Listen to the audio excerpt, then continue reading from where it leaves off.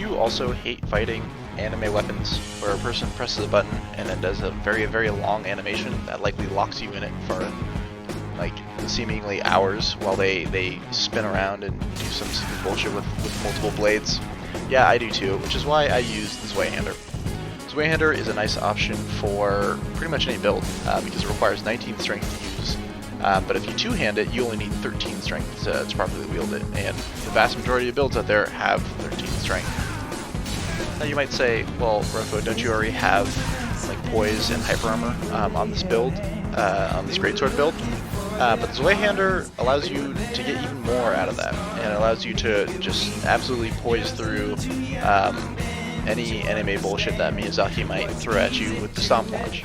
That's one of the reasons I prefer this Zwei-hander over the Astoria Greatsword. So while the Astoria Greatsword gets good scaling and is light, it does have the charge weapon art, which is easily parried, and the Zwei-hander has the stomp launch, which forcibly drafts people into the Lothric space program.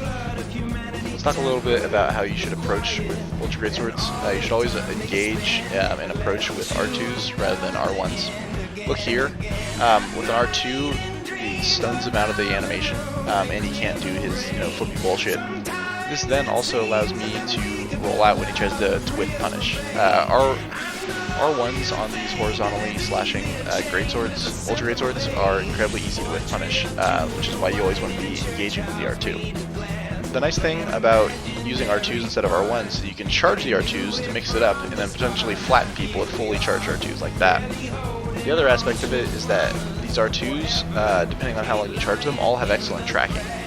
So if people try to roll into you or roll behind you potentially, you could then just turn around and crush them with a fully charged or half-charged R2, all of which does a metric shitload of damage. So in this particular invasion, like the Phantom and I are in a bit of a stalemate because the host is content to just edge walk towards me slowly with his paired sides. Isn't really wanting to engage, so I can just kind of duke it out here as we both whiff at each other. But because the host is just like holding down that L2 button, I know that at some point they really want to do their like little scythe dance thing. So I oblige him and promptly launch him up into the air for most of his health. The other nice thing about Ultra Greatswords is their chase downs go in front of you, and they come out not super quick, but they come out reliably and far in front of you.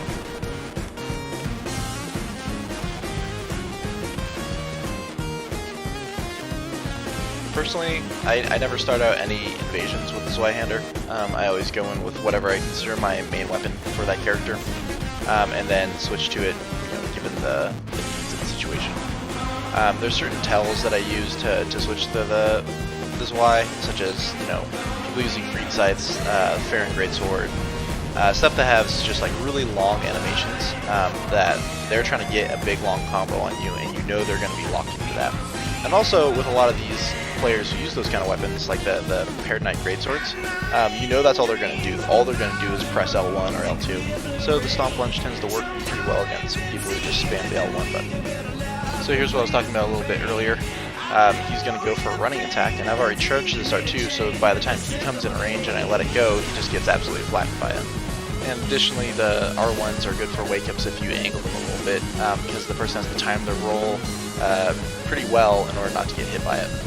Zwei-hander is also really great for plunging attacks, but you just got to be a little bit careful about where you land them.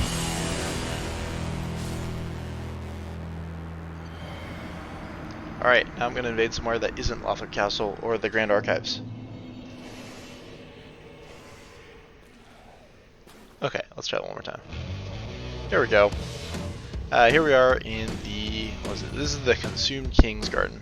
It's not a great place to invade, just because I rarely find anyone out in the lower part of it. I almost always find people just right here on this little balcony. And if I do find them lower, they just run for the fog wall. I thought this would be a great place to test out the Zwei-hander, but what I'm going to talk about here is times to switch out of it, times to abandon the Zwei-hander and switch to something else. Because while it is good, I find it, if your build isn't built around it, I find that it's not very useful in a lot of different situations. I thought it was going to be good here because it's kind of a tight space. And swinging a big sword that takes up most of that space would be a good idea, but this guy kind of just bodies me for a little bit. with the card with this curved sword.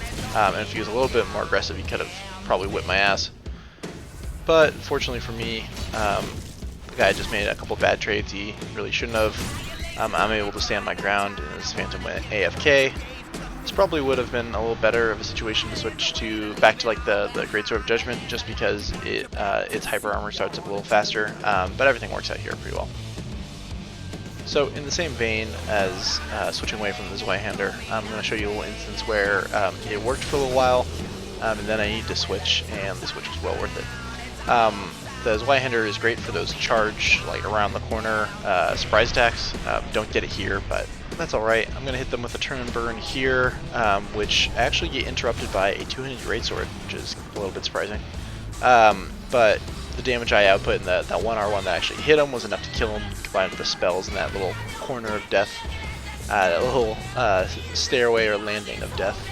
With all the thralls and like the spells coming in. It's a good little ambush spot, and it's a good place to make a stand. So I get put in this blunder here, which is not great. Straight sword and great sword is not the worst combo of a blunder, but it's still does a lot of damage in this scenario. And my R2s are getting me almost backstabbed, so I'm starting to realize that I need to think about making that change. I need to think about switching back to the great sword. Zweihander is great and all, but like I said earlier, my character isn't really built to sustain like big trades with a lot of different weapons, so I need to switch back to something that can make faster trades that are a little safer. Also wanted to take a quick moment to point out how this host totally screws himself here by letting the blue just go out and fight by himself, which, you know, gets him killed while the host stands around and digs in his inventory. And for what? To like fire off one shitty spell that won't even do any real damage if it hits me, just cause a lot of bleed. And now the host is just alone with me and getting peppered by fire bombs, which is not a good situation for anyone to be in. So, one bad trade and the host is dead. Well, that's it from me. I hope I could sell you a little bit on the utility of Zweihander as just like an invasion tool rather than a main weapon, but useful on almost all builds. Thanks for watching, guys.